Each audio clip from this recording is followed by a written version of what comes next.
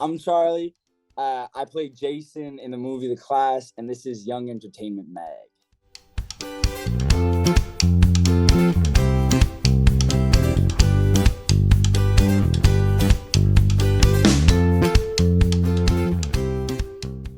Is it cold up in Canada? No.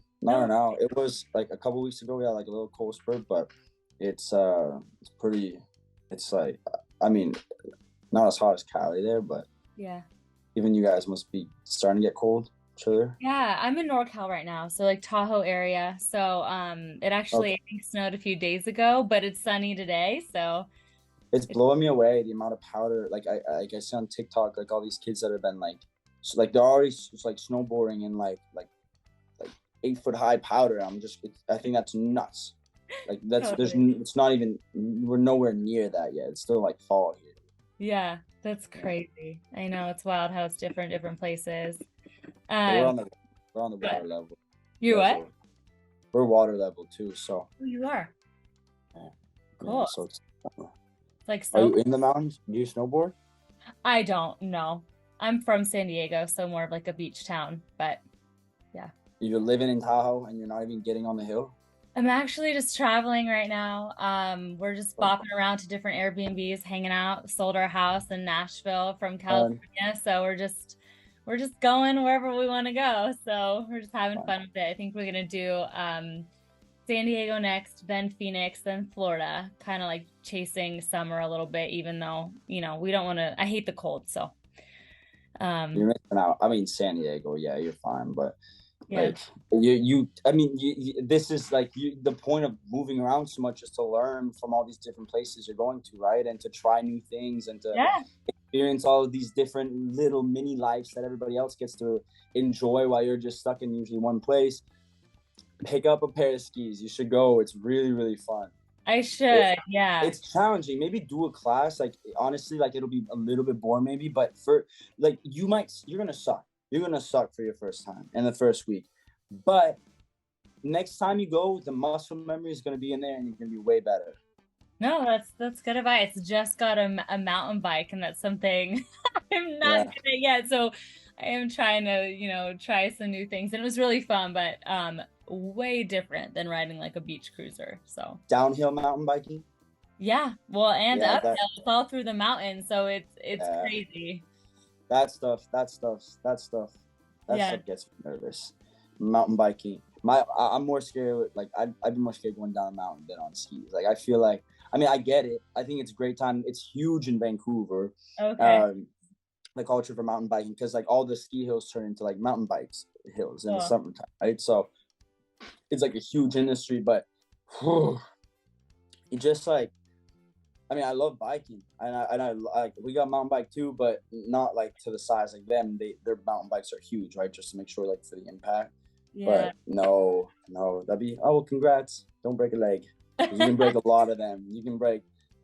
Wear your helmet on those. It's not one of those. Yeah, Okay. it is That's fun. crazy. Are you guys like vlogging throughout like the Yeah. whole experience and stuff there? That's fun. Yeah. Yeah, so Yeah. I'm a full-time content creator for like different brands around the world. So that's kind of Cool. why we're able to just travel everywhere and just kind of live wherever we want. So that I am vlogging that experience, like what it's like to be a content creator wherever Yeah. you are, because it is Traveling. challenging. So, but it's really Yeah. fun. It's Do y'all got wild. do y'all guys like get like a really nice bus and stuff, or We used to. We renovated an RV like 3 years ago, and we traveled across the country in that.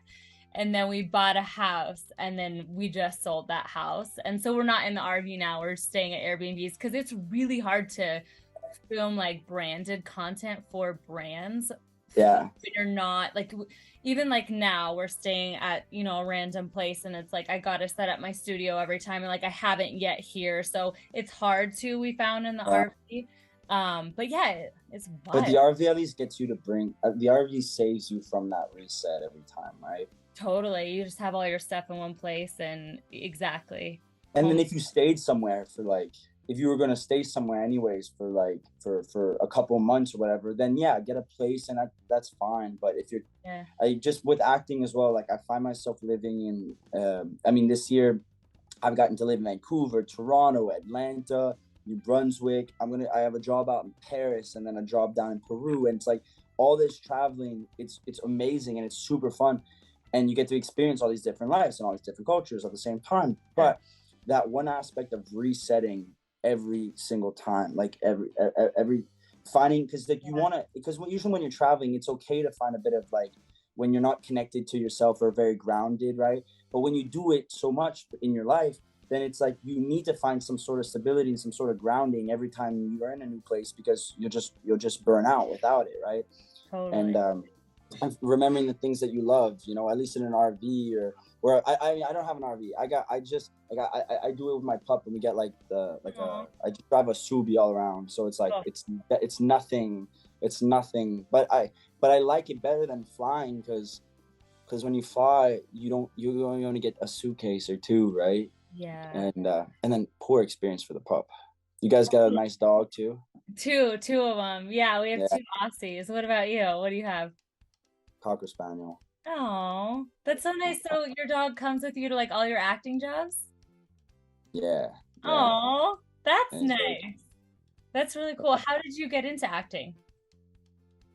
I got into acting through just kind of did it when I was a kid. You know, like there was a little theater school called the Capitol Theater that I would attend.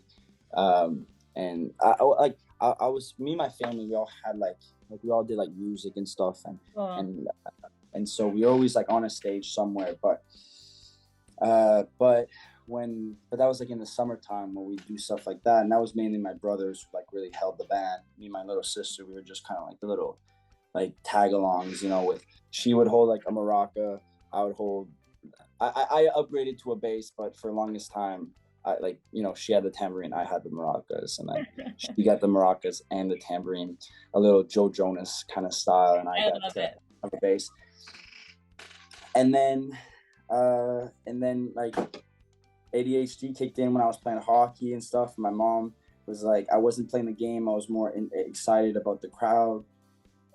I would like play air guitar, and then I'd put on these big shows, and I try to do like magic tricks and just try to make them laugh from the ice, and that doesn't really go well for people who want to win. So my mom was like, okay, what if we sign you up for acting classes? So when you play hockey, you play hockey, but if you want to entertain, you can go do these classes. And so I started those, and you know, everything just kind of happens. Everything just kind of rolls off after that, you know, just like little auditions, commercials, theater. I get to live in this little city called Fredericton. When I was in 8th grade, I moved there by myself for a couple of months, and we worked on this play called Hockey Dreams. So I get to bring hockey to theater. Yeah. And from there, that experience changed a lot of stuff for me, just because I loved the freedom. I loved being there by myself. I was in 8th grade. Like there was no reason why I should have been by myself. I don't know how I was allowed to do that. Yeah. But I did it. You know, I went and I go buy my own groceries, and I'd socialize with my castmates who were a bunch of little artists themselves, and just a bunch of little, like, you know, theater geeks. And I loved that. They were my favorite kind of people. They loved music, singing, and breaking out into song. And so I kind of felt like this kind of crew, I mess with pretty hard. And so I think then I just started setting up life goals to try to be able to do it seriously, you know? Yeah, that is so cool. Can you give us some backstory on what the class is about and how Jason fits into the story? Because I feel like there's definitely like a Breakfast Club vibe going on. Yeah, you know, it definitely, like the Breakfast Club, it definitely has, you know, similar attributes in the sense that it's, you know, a bunch of misfit kids from all different walks of life in a high school that a high school can provide, you know, and these kids in this type of school would have never socialized with each other ever, and then they're brought into a situation that forces them to interact and forces them to connect, and the whole purpose of this new class is is to try to get over your own things, to be able to understand your own characters. And you know, the thing with the class is they took a theater kind of approach to it with, you know, the character development, and that was the way they broke through, because they're all individualizing themselves into the characters. And when they were giving their talks and talking about those folks, what was the question? No, you're doing great. I'm just saying, give a little backstory on the class and how Jason fits into the story. And Jason, yeah, well, Jason was like, at first I thought he was gonna be like this. I don't know, like he was like this grumpy old, like super dry, super like in the back of the room, just like type of kid, you know, just too cool for anything. But then when we got into actually doing it with each other, I felt like there was, and our director Nikki as well. There's just there's something energy wise, because everyone was in that sense, like everyone was so isolated inside themselves and didn't want to socialize.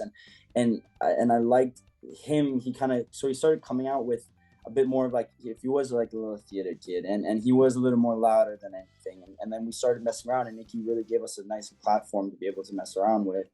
But he, the way he fits in, and he's just one of those kids who didn't like really give two craps about the lesson or whatever they had to do. I think he missed it for some reason, and then, you know, so then he was stuck in that room with all of them. But totally, yeah, boy, yeah. That's cool, because you have that theater background, so it very much like meshes with who you are as a person and a creator. So it sounds like the ideal working environment for you. So you also have some pretty intense monologues that you have to remember. Do you have a secret for memorizing lines? What's your strategy on that? I think like there's something that you can really do like this, and people often ask like, how do you memorize lines? How do you get there? Sorry, there's like a flock of geese that are like flying by. If you can hear them. Oh my gosh, yeah. You can hear them. Amazing. It was crows. It was a murder instead. The geese are pretty much gone, but what was it? Okay.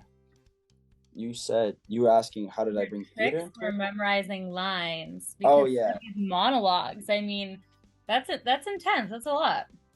Yeah. No. Yes. No. Yes and no. It's just practice. It's like anything in life, right? Like, you know, how good are you at making scrambled eggs your first time? You know, probably pretty shit. You're probably gonna burn them. But I feel like the best way to do it is to continue keep that muscle alive. Like when I'm doing a show or when I'm doing a movie, and I have to learn like, you know, a handful of pages every single day, it gets to the point where like you shouldn't look at your pages. I mean, do whatever you want. It's everyone's personal journey, right? But I feel like it personally, I don't like if I look at it in the morning and then I try to do the scene later, I don't feel like it's sitting inside of me. So I try to build it up 3-4 days before, and then so then I work through the next 3-4 days, and once one day's gone, then I learn the next one with these other chunks, and then that gives me enough development time with the scene, post everything that you do before the movie. But the best way is Anthony Walken. No, Anthony. Who's the actor in Silence of the Lambs? I know who you're talking about, but the name's slipping my mind. I once read an interview where he every single day. Close my window. Every single day he picks up a new. Not a monologue, but a new poem. And so, which is basically like a monologue poem, whatever. And so he develops his poetry skills, but he also develops his learning skills. And he also reads, if he's doing a movie, he reads that script. He tries to read every single day. And so at the end of it, you know, two things from that is just the practice of doing it for the muscle memory to try to retain it, and also to try to understand what you're saying. You know, when by practicing you understand it, and hopefully by understanding it you know, learn it at the same time, and not psyching yourself out. And that's probably the biggest place where people like will lose their lines, is they'll get up on the stage and then they'll be like, oh my God, I forgot them. When in reality, that's just their nerves talking, and if they like quiet their nerves a little bit, they'd be like, no, I know exactly what it is. Yeah. You know? Brilliant. Totally. Do you have what's your strategy for silencing your nerves in those moments? Or do you not really get nervous anymore? Oh, you get nervous. Yeah. Yeah, nervous is like, I love but like like there's someone who once told you like try to identify nervousness as excitement, and I think they're really right about that. Yeah. That's all it is. It's just you about to do something that's a little different, Yeah. and you're overthinking it, and everyone gets nervous. Everyone gets a little voice inside their head that says, you're gonna suck, you're not gonna do this well. And you know what? You might suck. And you really might not do it well. It might, be terrible. But who cares? We all do terrible things. It's like making a shitty thing of scrambled eggs. It's sometimes they just suck. One morning, you made them a million times if you want, but Yeah. and I think once you're okay, if you can develop some sort of comfortability in sucking and some sort of acceptance that we're all just trying things. Yeah. Everybody in this position would just be trying it, so what's it different to you trying something, and try to make it exciting for you. I think it'll be better that way, because it'll be more your voice if it's exciting for you than if it's the idea of excitement for somebody else. Totally. And it's interesting that you say that too, because I had this realization the other day. I want to see if you feel the same way. I used to identify nerves as like if I was nervous in a moment of a performance, that automatically meant like, oh, I suck right now, or oh, I'm gonna look nervous, or it's gonna come across like I'm nervous. And I had this moment the other day. I realized like I can be nervous, and it's different in every situation, but it doesn't mean that I sucked. Like I could fully be super nervous and get through. I had to interview some pretty high profile people in person recently, and I was nervous and I was beating myself up a little bit. And then I watched it back and I was like, no, I crushed it. But prior to that, I totally was believing like, oh, if I'm nervous, I clearly am sucking and people can tell. But that's not always true. Like you can mask it and people don't always know that you're nervous. Do you think they don't know who you are. Yeah. They don't know your little tics and all your little things that you do when you're nervous. They just think this is you and you doing your interview. Like they don't.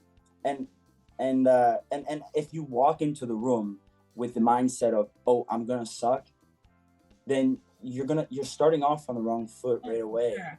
Right? You have to walk in and be like, look, I'm gonna be so good at this. People are gonna love me for this, and they're gonna laugh, and they're gonna do all these things that I love to see. And even if they don't, at least you got rid of that voice at the start, and you just let yourself try to be a little more comfortable in your skin to start.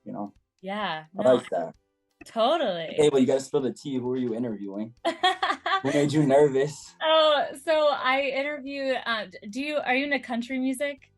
Yeah, I love country music. Okay, so I CMA Fest. Yeah. I was a music festival. Yeah. So I was an entertainment reporter at CMA Fest, and I interviewed Carly Pierce, and she's incredible. She won, CMA Female Vocalist of the Year. So that was what the interview was about. I also I interviewed Lindsay L, and then I think there was one more slipping my mind, but I totally went into badass. Totally. Yeah, that was really fun. Yeah, and it's especially at events like those, it's like you have 3 minutes to ask all these questions, and there's a ton of people around, and it's so high pressure. But that was definitely like a pivotal moment for me. I was like, okay, cool. Like I can be nervous and I can hang with that, but I can also still kill it. And like I needed that reminder, especially after like COVID and being, you're in your house for forever, right? And it's like just sometimes it's kind of easy to lose your social skills or forget what it's like to even like touch base with people in real life. So it's definitely different. I feel like, especially for performers, to go from being like super secluded to out in the real world now, it's different a little bit. Well, before COVID, like for like I mean generations, we've been auditioning in the room with the casting directors and with the producers, and then with the directors, casting directors, producers, and maybe network, and doing all these things. And now there's this new generation of actors that have never auditioned once in room. They've only self-taped, and that's and like that's okay. You know what I mean? That's just where we are today. But I'm so blessed. I'm so fortunate to have had years of experience of being in the room with the actual people, because there's going to be a day, or there's going to be that audition where you've grown so much from you've gone from the callbacks to the networks to the producer, you know, and then you're going to have to go in front of all these people, and they don't, but it's going to be their first time, and their first time in front of like the most like intimidating part of the entire process, you know. I'm just because COVID, but I don't even know where I was going with this, but it's just the same thing, you know. It's like when you're saying, when you walk into a room and you feel like you haven't done this in a little while, how do you do it? But like, when do you ever walk into the grocery store and be like, how am I supposed to do this again? You know, you just do it. You don't think, you don't get stressed about picking out your eggs. You know, I know I mentioned eggs a lot. I just did groceries and I bought some eggs because I've been missing my scramble for a little while. But I'm not sponsored by a farm or anything, even though should be. Yeah, absolutely. at this point I feel like I should. These guys and Yeti too. I feel like I need a nice little, totally. or maybe moose light as well. Moose head. That would be the perfect little partnership. So, what was your favorite thing about playing Jason? My favorite thing about playing Jason was what Nikki just said. Like, hey, like what? And Nikki was just like our director, Nikki, right? Chalosi. It was just like filling the moments. It was just like I need stuff in between all these reactions, and there's so much dialogue, and there's so much time that you guys aren't doing anything. So if you can just fill them in for me while the camera's on you, I'll appreciate it. And because I didn't want to do the whole grumpy eventually, and then I gave myself the freedom to talk, then I was allowed to just and try stupid things. And I'm sorry, I keep cussing, but is this a PG like interview? We can bleep it out. We can bleep it. Don't worry, all good. Yeah, because you know, I was watching The Voice yesterday, and they had changed a song, and they weren't allowed to say, but they were allowed to say crap. And I was like, what song was it? It was the guy and the girl, they were singing. It was like, anyways, great performance. Oh, it was caught in again, drawing. It was Billie Eilish. Oh, okay. Home under the influence. Yeah. And then, anyways. So back to what I was saying about what I enjoy being with Jason. I love the cast. We had a great time. That's amazing. We really did. It was really fun it's my first time living in Chicago, and we were right on the outskirts, so we always try to, and I was the only one with a car. Oh my God. So yeah, so I was like, so we were always like taking rides, and we're going down to the city, and it was, I mean, they're always fun experiences, right? It's like going to summer camp for a little while, and everyone gets to, you know, be themselves in these really cool, unique ways, and these creative ways, and so and we were really blessed with our cast. Like, for the people that they were beautiful little souls that loved to connect and just wanted to, and they liked adventures. Like, at the end of it, when we all wrapped, we went camping up in Sleeping Bear Dunes. And on your little road trip, have you been? No, I've heard of it. Okay. It's worth it. Okay. And there's a really cute little city that you're gonna go by. It's like nice little waterfalls and stuff. Yeah, you guys gotta go. Okay. And we drove up, and like, we didn't realize, I thought it was a 2-hour drive from where we were in Chicago, but it ended up being like a 7 or an 8-hour drive from where we were in Chicago, or like a 6-hour drive. Whoever's watching this is gonna be like, it was a 4-hour drive. But it was a lot farther than what I thought it was gonna be. And so we get there, and then it ended up being this massive storm, and we're all tenting, and for like a couple of the folks that we were with, they're from Cali, or they're from like these areas that they had never tented. Actually, one was from Chicago. She had never tented before. She had never been sleeping in a tent. And I've been tenting my whole life. And I was like, for some reason, because of this, we thought we saw a big bear at one point, and it was like thunder and lightning. And I thought I was kind of scared because like there was just noises and stuff, and being the one who had suggested the camping and being the one who had probably the most experience camping, I was not the one to be scared. Like, so I was just making them all nervous. And then but we had such a wonderful time, and there was like this store that sold cinnamon buns that we were able to collect and for breakfast. And like it really was fun. And the dunes were incredible. We hiked to them.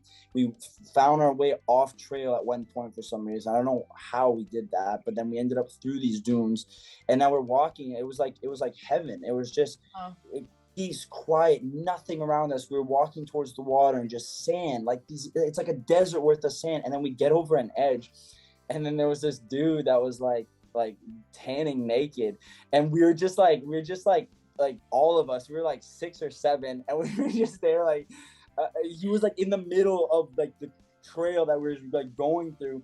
And so like we were just like hey, like trying to make him notice, because he was like passed out, didn't notice, but everything was showing. And anyway, so we went through, and it was a good time. It was a really good.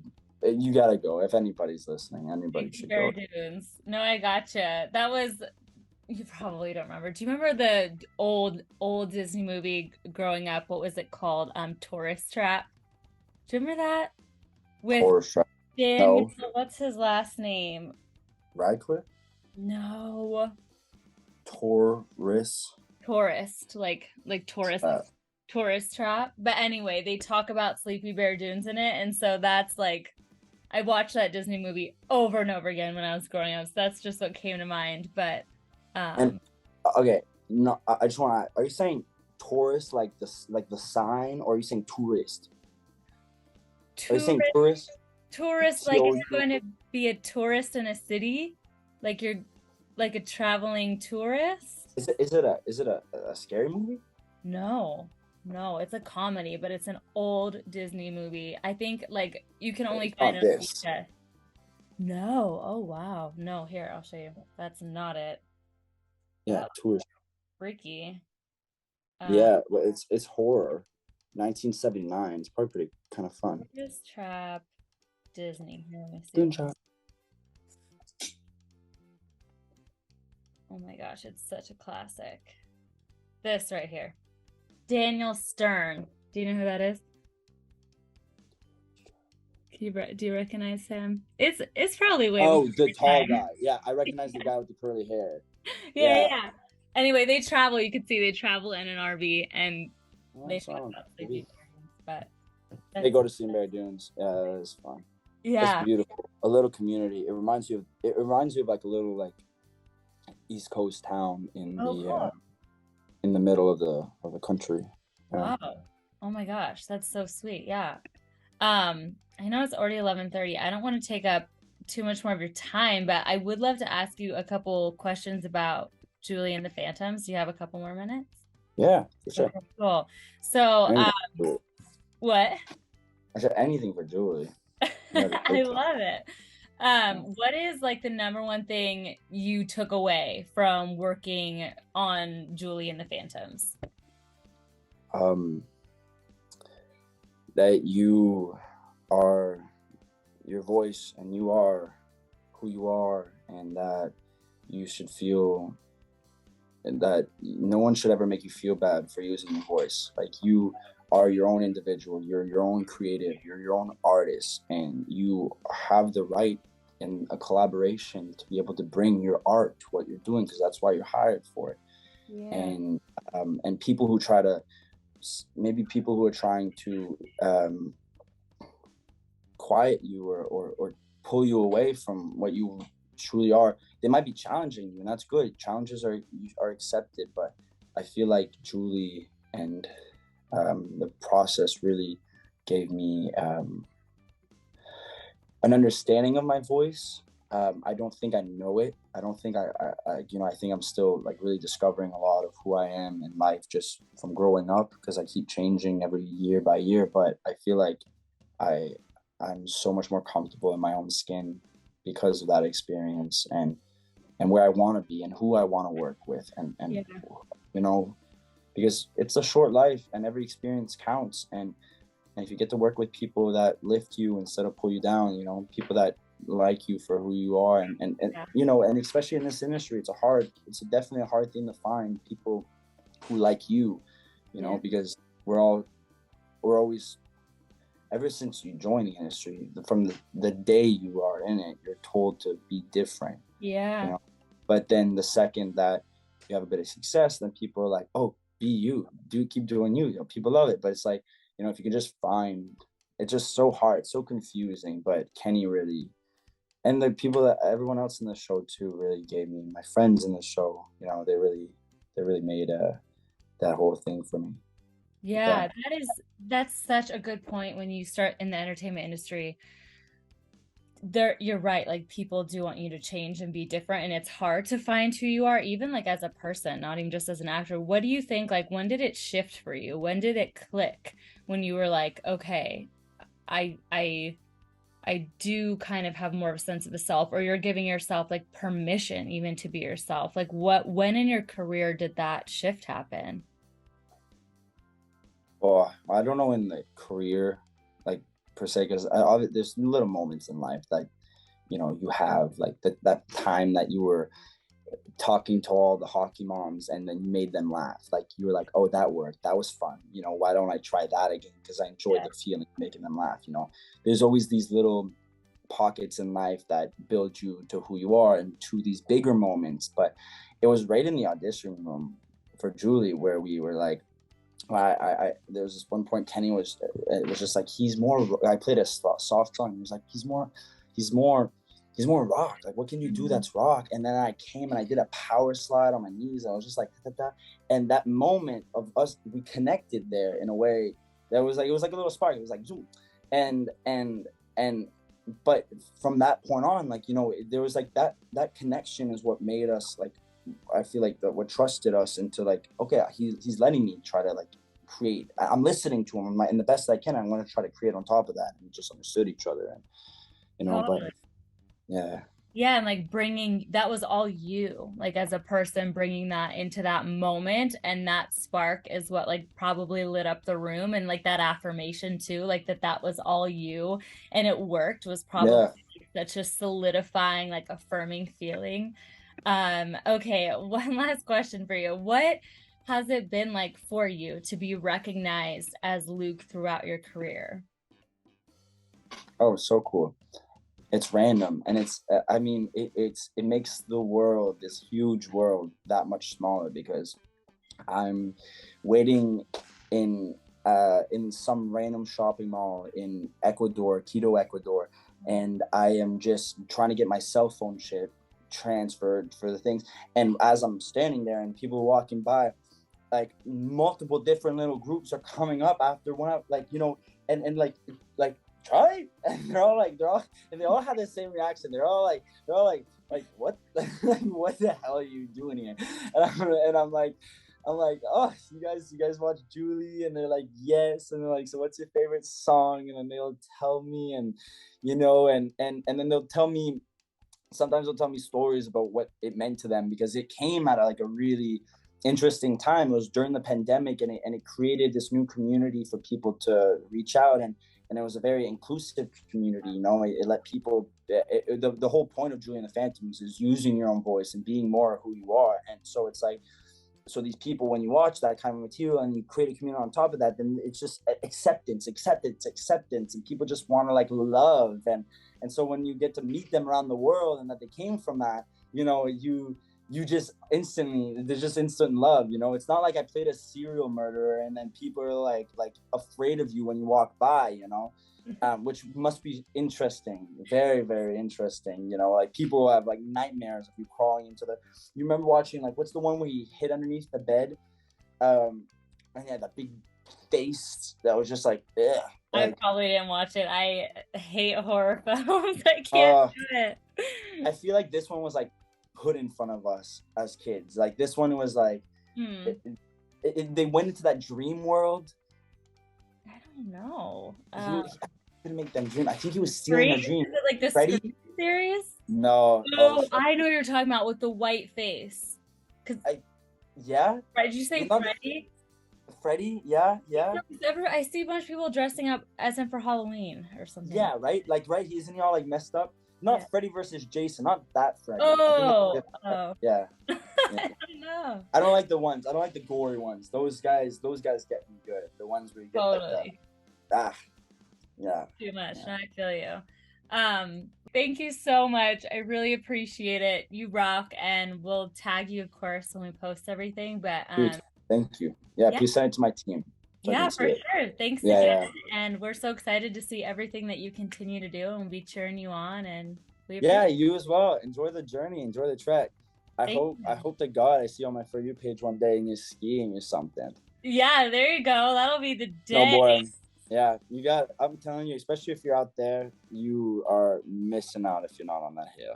I should. You know, my husband loves to snowboard. He grew up here, so he likes. Well, there you go. All the time. I'm not very coordinated, but I gotta do it. I gotta talk myself. Yeah, I mean, you literally have a trainer right with you. I thought both you guys were just rooks. I thought he was from Texas and you were from San Diego, and so no, yeah, he'll teach you. He'll definitely teach you. Okay, good. I have the confidence now. Are you on TikTok? Do you have a TikTok account? I do have a TikTok account. Cool. Yeah. Okay, sweet. All right, well, I will see you later. So good talking to you. Yes, thank you. Have a good day. Thank you guys for watching. Don't forget to subscribe or click the little plus button that's down here, the little thing that's usually actually on YouTube. You have a YouTube channel, it's going to be on YouTube. Okay, right here. We're going to put it right here, right in between this box. Click here and you'll subscribe.